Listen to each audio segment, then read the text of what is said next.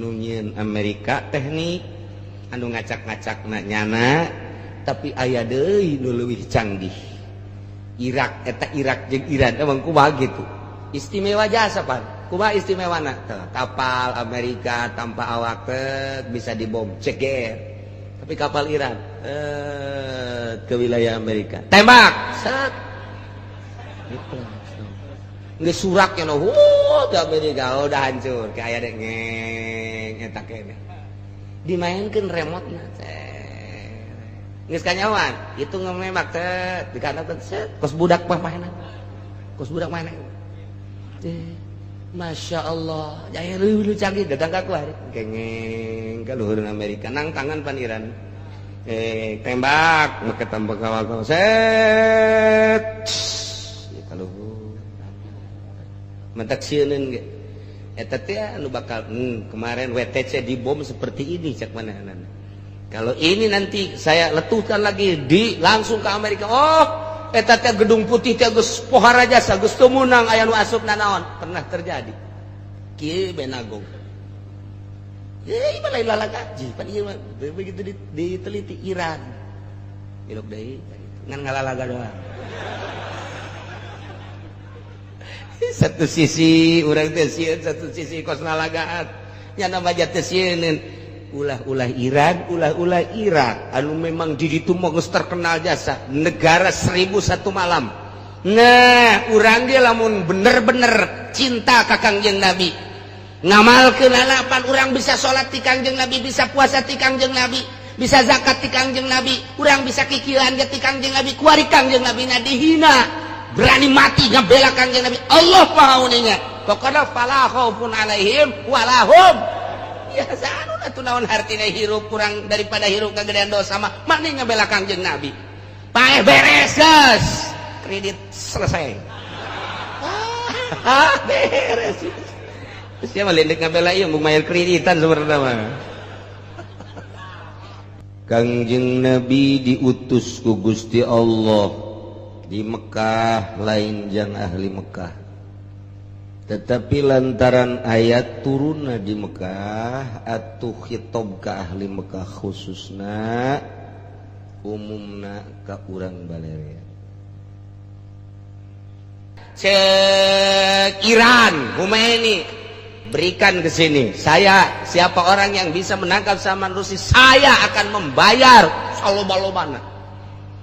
Istimewa eta sieun pan kabeh dibayar siapapun eta teh di publik ngomong tidak usah takut-takut ini penghinaan pelecehan kuat disimpen datang ke kuat manusia itu bisa keluar tidak bisa keluar jangan oh sebab mas mun keluar kajawan atau geus pernah pan manehanana ieu dirobah wajahna tetep bae kanyahoan bae batu geus teu bisa kuari tersiksa hirupna ieu ge kuari ieu sutradara na ieu geus teu meunang ka mana ieu kuari geus di wah bangsa tersiksa deui bae lantaran di luar negeri mah istimewa nyahoan jasa teh nya mas ka mana bae lompat ayo sia koeng ka mana bae lompat ayo sia eueuh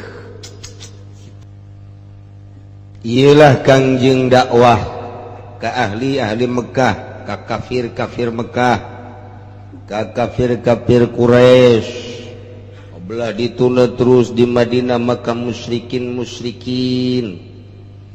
terus sepanjang hirup Kangjeng Nabi teu eureun dakwah ngajak ka Allah Subhanahu wa taala ulah eureun terus urang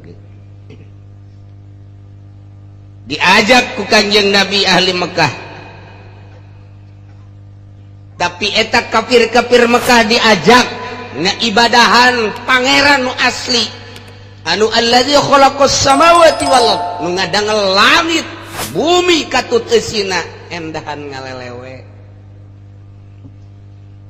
mat ya urang sok aya bae segala pangeran teu kadeuleu disembah-sembah nu kadeuleu ge kieu hese mun teu kadeuleu sia kumaha mat otak sia diteun di mana mat sekali Mekah insyaallah ahli Mekah teh kos kalar itu wahara jasa mantap Kangjeng diturunkeun di Mekah teh dilahirkan di Mekah, diutus di Mekah, eta teh lain lalagaan, diadabna luar biasa.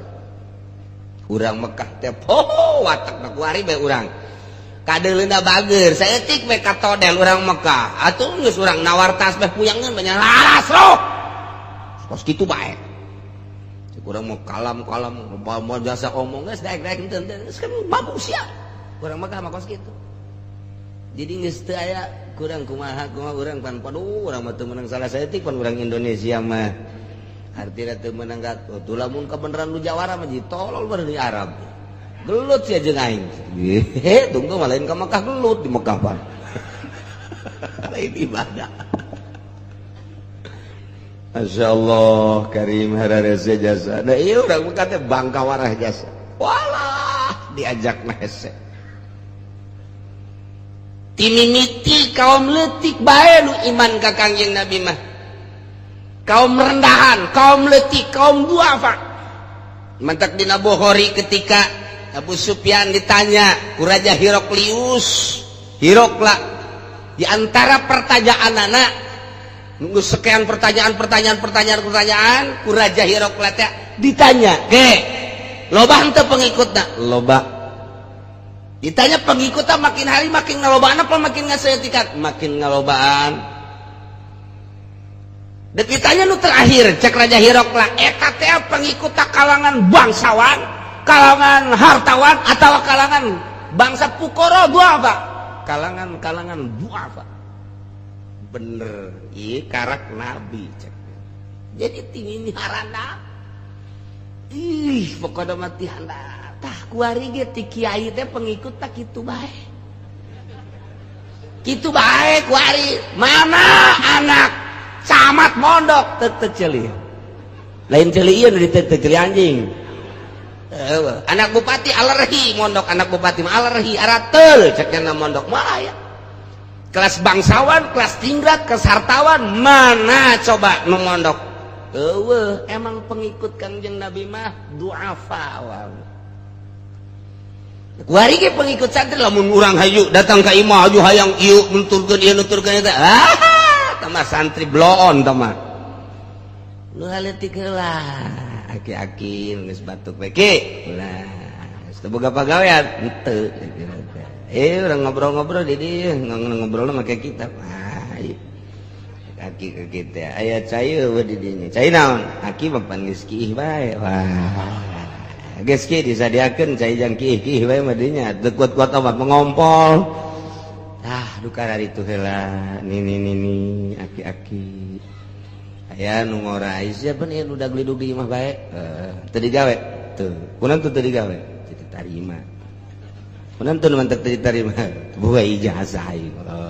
Ka pasar. Pasar henteu kunaon teu boga modal. Tani henteu. Kunaon teu? Mana nu lagi paculna jauh. Sia teu kieu bae lu daglidug ieu dhaif ieu. Geus ulah ka mana sia? Kita maghrib ka mushola ngaji lalaunan bae ngaji. Atuh nu kitu heula tah terus mun hayang suratan si anu kana ngaji. Kiai takabur tah kos kitu. Takabur tah ge moal gede tah kiai kos kitu mah. Ulah make surat-surat gaji mah. Sebab dikembangkeun ilmu Allah, urang mah bae heula. Namun urangna geus rapi manghadapna ka Allah geus bener-bener atuh batur ge nuturkeun manghadap urang.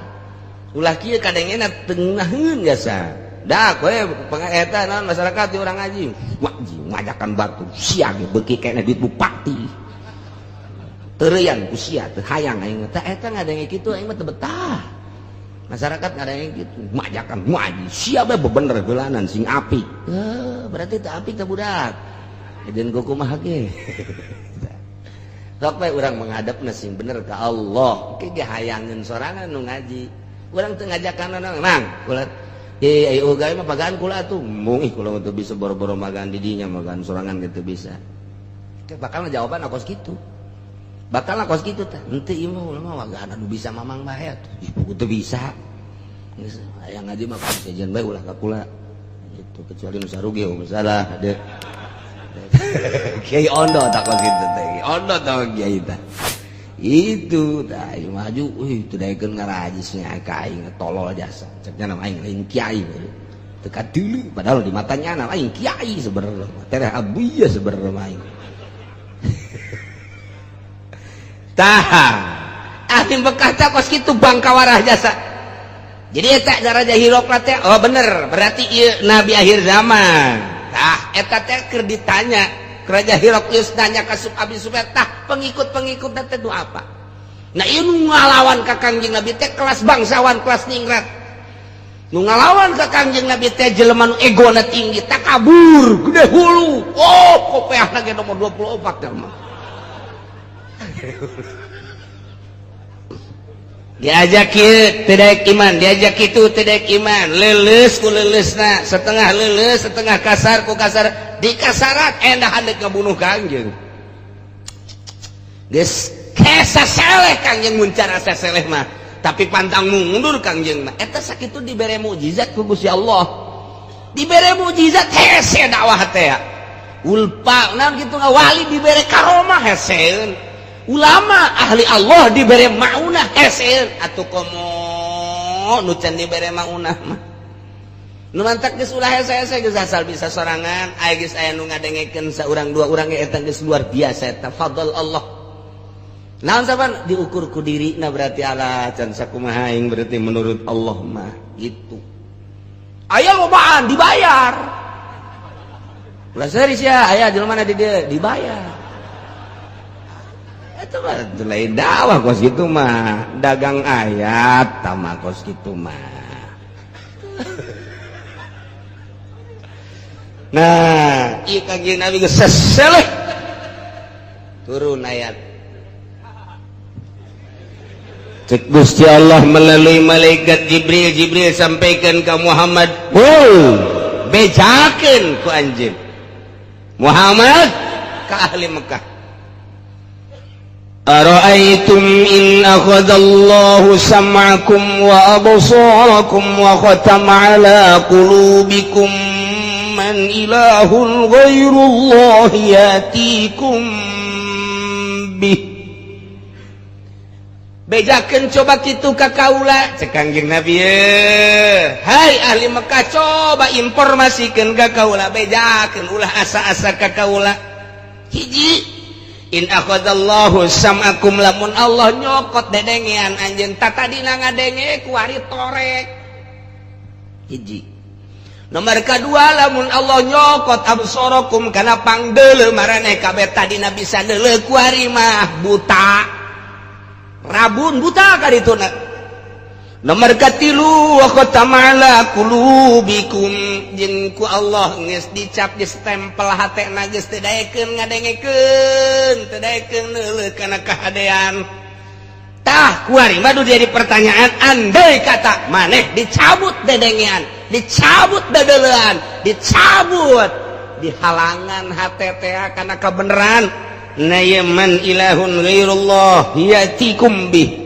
tanya ku anjeun Muhammad hai ahli Mekah saha coba pangeran nu bisa malikeun deui kana dedengean nu geus dicabut ku Gusti Allah saha nu bisa ngembalikeun dedeleuan nu geus dicabut ku Gusti Allah saha anu bisa ngembalikeun deui hate nu geus stempel ku Gusti Allah tanya ka ahli Mekah coba tanyakeun mual aya atuh jawabanana aja eueuh nu bisa malikeun deui dedeleuan iwal ti Allah nyana ge hate leutikna mah moal aya nu bisa cenah dokter bisa dokter lagi buta cenah dokter bisa ya hate mah hate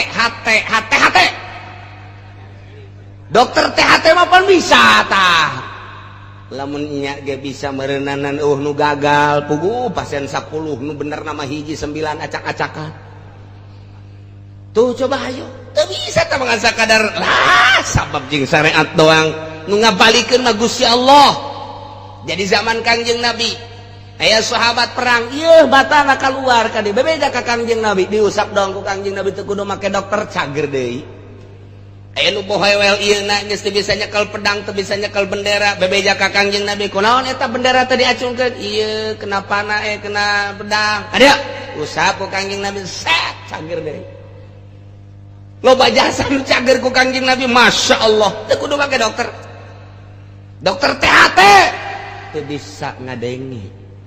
Dokter jantung, jantungna kambuh. Dokter gigi, bosok boga dek ieu huntuna. Atuh mun nya kieu bisa atuh nya lah bae dokter gigi ulah kena lima kadinya. Dok, ya saya mau berobat. Kenapa? Sakit gigi. Saya juga lagi sakit gigi. Cak pasien sial. Tuh percaya aja tuh ke dokter kos gitu kan. Eta pan teu beres eta. Tuh, eta dokter teh masa udah nyari-nyari duit doang, gua malah loba doraka dokter mah. Dokter teh lain boga aturan mah boga pahala gede jasa dokter bidan. Gua mah gede jasa dorakana. Ya nu kadinya nu hamil. Bu, ya udah berapa gitu Pak? Oh, ini udah bulannya lambat aja ini seminggu. Ini harus di sesar, ini bahaya ini, nggak boleh lambat di singsieunan. Coba USG dulu, di USG mah pan pagawean jelema. Waduh, tali ari-arinya nyangkut di rumah ini, Bu. Sebareres jasa. Aduh, terus sieun, kudu kalahirkeun teh was-was awet teh di singsieunan. Kucing sieunana bae ge geus doraka. Geus nu dideuleu teh duit bin duit, uang bin uang. Keselamatan jelema mah nulungan jelema kitu geus teh dideuleu doraka. Tapi lamun nyanana sesuai jeung aturan gede ganjaranna. Waduh, Ibu ini mah harus segera saya buat rujukan ini ke rumah sakit umum. Kenapa? Waduh, bayinya nyungsep, Bu. Itu beres ya bida. Aduh, bagaimana tuh ini nggak beres ini mah. Nggak beres ini mah harus disesar, gak ada jalan lain. Aduh, ini mah Bu harus segera saya. Atuh, ubuh kersin, khawatir. Mana mikiran keselamatan, mana mikiran duit teboga. Aduh, da kumaha nyieun sulit. Jabah heula mah lain gitu keur zaman madukun diusap-usap punya oh tenang bae rada hese ge tuh biasana cek ge mak ngabantuan. Neng mah biasa bae manu ngaheujeut coba eta. Madukun bisa biasa. Neng biasa bae tenang. Jadi ku tenang mah beres satu kabeh ge. Tuh aya bidan, keur zaman aya bidan pertama mengenahin jasa. Oh iya biasa, mulus-mulus udah ntar dia tuh Masya Allah ngeunaheun bidan teh. Udah nggak usah nanti juga keluar sendiri. Nanti ibu bantu terus jangan ngeunaheun. Dia mah tuh. Wah, lambat seminggu lagi udah nggak tanggung jawab saya mah. Gitu sabodo aing gitu neureuneuh. Mun dilawan mah kurang beres. Aing nureun tanggung jawab aing sia sakitu kan kudu nyusahkeun bae kuduna kita bisa gelutin bidan eta di dinya teu ngeunaheun dongeng-dongeng dongeng aya jelema datang Waalaikumsalam Mbak ada apa saya mau melahirkan udah lambat menurut dokter katanya ini kalau seminggu lagi saya enggak melahirkan ya harus disesar terus atuh jesar itu kan jangan-jangan nyesar kontrakan aja nggak belum kebayar gimana saya mau diusir sama yang budak kontrakan suami ada tuh. Suami kerja nggak di PHK ya. Wah ya kebeneran ya ulah minta ke aing ya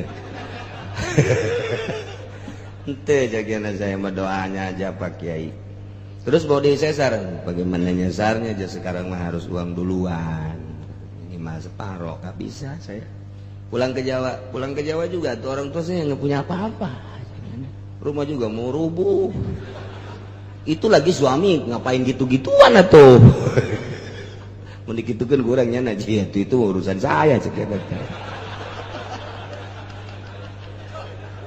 tidak bisa tawa jatah mah bari peureum ge jalan bae nu kos itu tah cek simbates saya mah begini Pak Kiai saking nggak punya saya terus terang aja cuma sekedar minta doa dari Pak Kiai saya mau pasrah sama Allah Bu bagus jasa nggak ke rumah sakit bukan nggak apa-apa nggak punya uang saya udah saya meminjem enggak ke siapapun pasti susah kata dia minjem udah saya meminta air sama Pak Kiai terus saya mau ngelahirinnya dikontrakan aja sekian ya udah nanti kalau udah mules-mules paling nanti minta tolong siapa aja saya udah pasrah sama Allah oh iya tuh udah begitu kalau nanti kebetulan mati atau enggak ngelahirin juga nanti mati ini bagus ya serta budak Hebat jasa eta. Masya Allah. Ya udah, sepira merah cahaya tuh. Tah.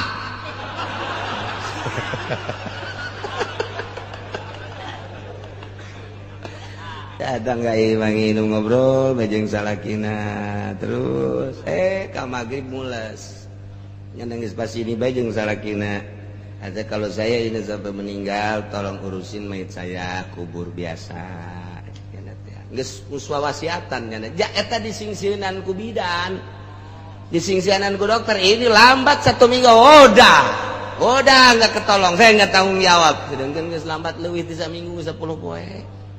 Iya mangis pasrah bae. Jadi kaderengkeun bae tak ancaman-ancaman paeh teh ti dokter mulos nginumnya no lok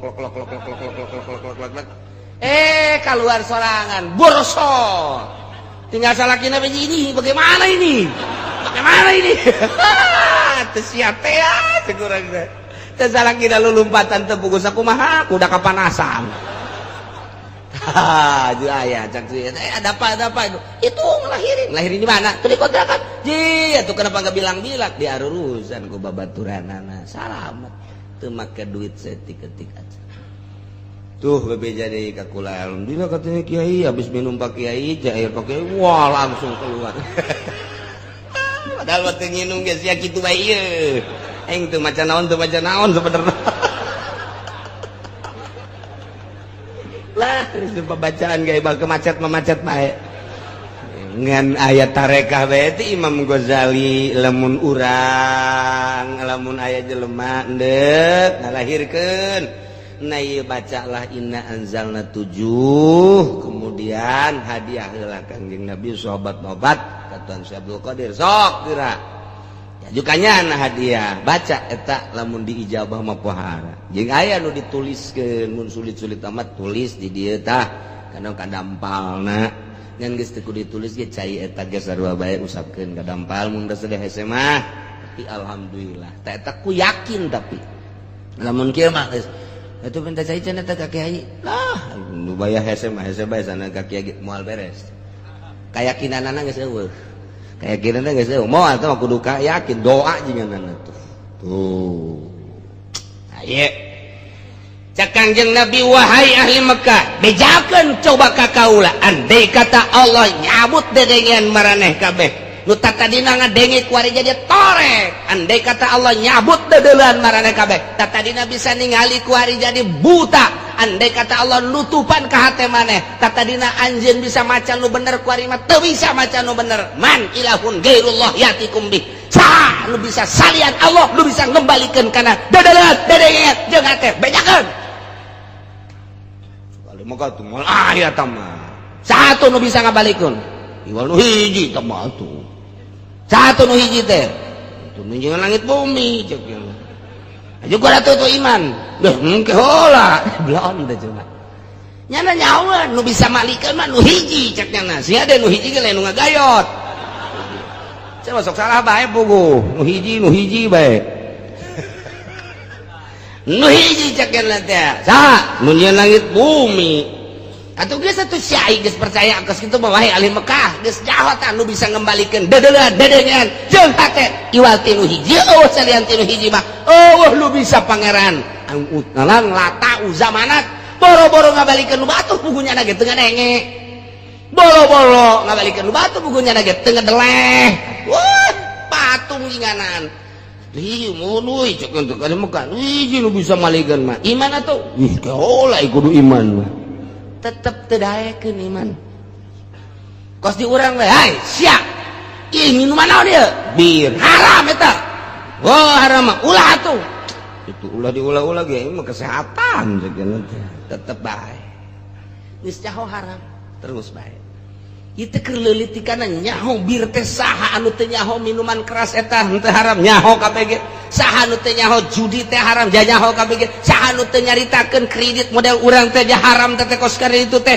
tapi pan terus we leulitikanana maksiat itu mah musyrik teh kafir gedena masyaallah eueuh ta ieu nu mentak di dieu dicaritakeun ceuli heula ara'aitum in akhadallahu sam'akum nomor kadua ba absarakum nomor katilu wa khatama ala qulubikum, lantaran ti mata terus turun ke hati. Waduh, biasa dari mata turun ke hati, dari telinga turun lain ke hati tama cule ka dieu.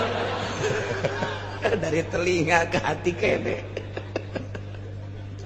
Masya Allah, ti mata urang ti mata dicelik ke hati. Kerdiuk baik ieu. Peureum mah peureum tenang. Teh barang tek bentak. Ih. Geulis sama teh budak. Susuna gede-gede teh. Ai pantes saruan jeung di imah. Ai cia syukur nyaru-nyarukeun jeung di imah tuh. Putih teh budak. Gara-gara neuleuk kan teh. Je, kunci motor ke mana nya? Di mana ngontrak kok kasih budak. Tina neuleuk aju ka kunci motor pantah. Ngambai berangkat dak bensinan heula ka bensin pan. Berangkat tanyakeun, "Neng di mana ngontrak Neng?" Loh tanya baik lain besi Neng Muriang saha anu endekna. Oh nya atuh. Ulah mikiran sehat apa sih Neng Muriang teu boga dulur. Ieu tanggung jawab. Atuh dasar atuh gobal ngaranna. Atuh bisaan bae atuh buaya darat juga dan. Eta ge si awewe teh keur kitu mah tengah nya ge barang nyaritakeun mun Neng Muriang jauh ka indung bapa di dieu dulur teu boga saha ai kitu makan ieu geus wau. Ieu tinggal ditulis nomerna tah. Neng rieu tuluy yang ka dokter tinggal angkat saja. Atuh si Neng heueuh oge ieu ai. Ya udah. Nomornya berapa situ? Ini udah segitu doang. Saya mau pulang lagi. Beres itu. Buaya teh kos gitu. Kos nu endek bener teh, kos nu endek bener. Masya Allah, ti mata teli kari tenang betul. Ngadenge suara merdu, ngadenge suara jeritan, ngadenge suara dan berbagai suara asup ke hati. Tuh tak iya. Mentek ti mata ka hate ti ceuli ka hate. Mantak lamun teh mah jelema dilahirkeun ka dunia buta tur torek, geus sorga bae teh teu kudu salat. Deuk kumaha salatna nya salat di mana tuh nya? Nya torek nya buta. Coba gede kumaha coba nya. Deuk nya bejakeun deui wajib salat torek. Torek bagus. Deuk nya nyaritakeun torek atuh teu bisa deuleu. Ya kieu ye rakaatna ye ruku mah kieu. Deuk kumaha nyampekeun ada aja torek. Dia buta. Enggeus amun aya jelema buta torek sorga. Tapi lamun masih keneh aya mah buta doang aya dedengan masih kataklif. Aya dedengan ngan teu neuleuh masih kataklif. Bisu doang tapi neuleuh kataklif. Kataklif tiba si kewajiban salat. Aya jelema buta rata ngadenge wajib keneh salat. Teh salat siksa ku Gusti Allah. Aya jelema teu ngadenge ngan neuleuh wajib bae. Tapi lamun geus teu neuleuh teu ngadenge geus tamanya nama teu kudu salat. Deuk salat nyaho ti mana? Nyaho ti mana salat? Geus bae. Teh aya di ditu mah dina surat Baqarah khatamallahu ala qulubihim wa ala sam'ihim wa ala absarihim ghishawah. Dina hate heula khatamallahu ala qulubihim wa ala sam'ihim wa ala absar. Ieu keneh. Nya ieu mah kulantaran keur nyaritakeun jeung ahli Mekah itu mah ngadongeng kendang ieu mah nanya. Nu mantak ditiheulakeun sam'akum wa absarakum wa khatama ala qulubikum. Bejakeun Muhammad, pangeran mana man ilahun ghairu syariatullah yatikum bihi nu bisa ngabalikeun moal aya. Unzur kaifa nusarriful ayati tsumma hum yasdifun. Perhatikeun ku anjeun deuleu ku maneh ku mata. Perhatikeun coba ku mata hate kaifa nusarriful ayati kumaha geula kaula nu agung ceuk Gusti Allah ngajelaskeun kana berbagai ayat nu nuduhkeun kana wahdaniyat kula. Teu kudu hese-hese cek Gusti Allah lamun bener manyana berpikir. Bejakeun perhatikeun geura kitu. Eta ku teu bisa ngabalikeun dedeleuan. Berarti aing cek Allah hiji tunggal aing teh nu bisa mah. Ku ayeuna teu bisa ngabalikeun dedengean. Kabeh ge moal aya bisa moal aya nu bisa pangeran. Aing nu bisa. Atuh bejakeun aing kitu Pak. kuari teu bisa mukakeun stempel nu aya di jero hate iwati aing atuh kurang kumaha aing ngabulak-balik ayat kurang kumaha aing ngajelaskeun ayat teu kudu make ayat-ayat nu sejen cek Gusti Allah teu kudu make laut teu kudu make gunung teu kudu make angin teu kudu make langit teu kudu make tsunami teu kudu make gempa dan lain sebagainya di dirina sorangan bakal kanyahoan bau pangeran teh aing